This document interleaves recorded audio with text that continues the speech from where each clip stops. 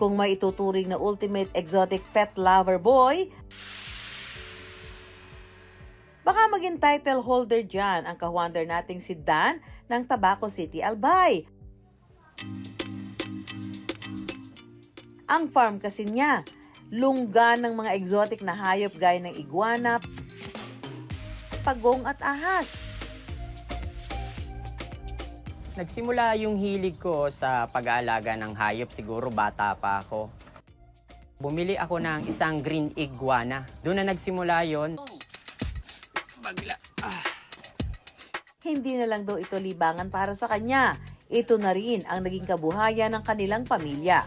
Naisipan kong pasukin yung breeding, kailangan sumunod tayo sa legal na proseso hanggang sa nag-apply akong WFP, Wildlife Farm Permit. Sakop po niyan ay mag-breed at magbenta.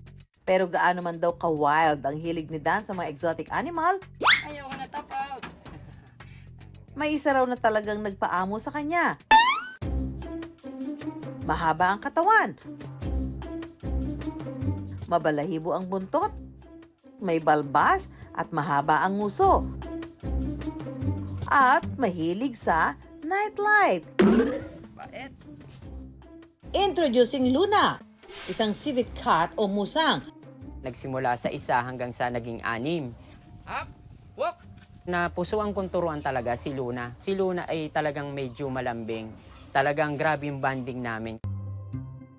Paliwanag ng wildlife expert na si Doc Romulo Bernardo, bagamat kahawig ng mga muning, hindi naman daw talaga ito pusa.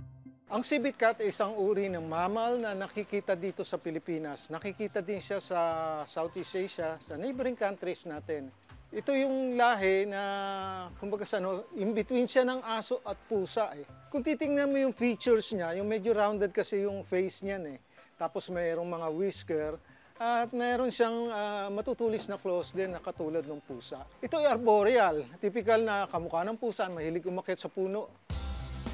Bukod sa natural na ganda at katangian ng civet cat, Nakahawak pa rin. Ayoko na!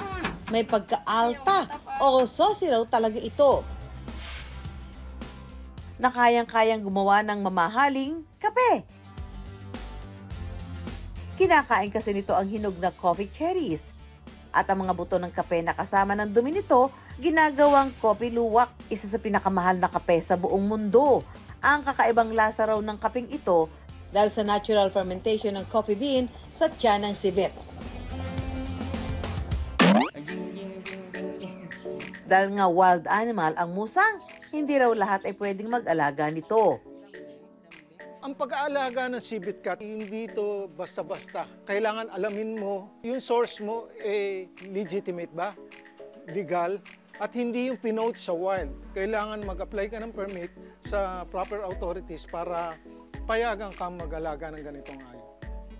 Kompleto ng papeles o wildlife permit ang mga alaga ni Dan.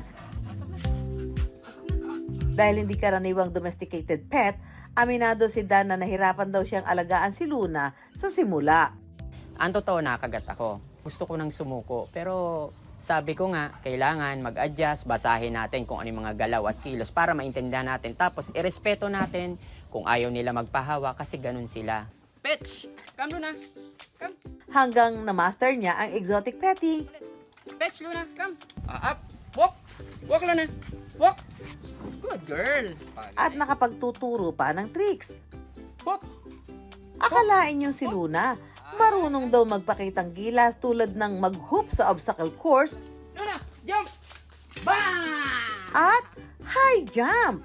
Lahat ng hayop ay may kanya-kanyang talino at talento, kailangan lang natin discover sa pamamagitan ng pag-observe sa kanila galaw. Spin, lay down, lay dead, bang, bang, bang, roll over.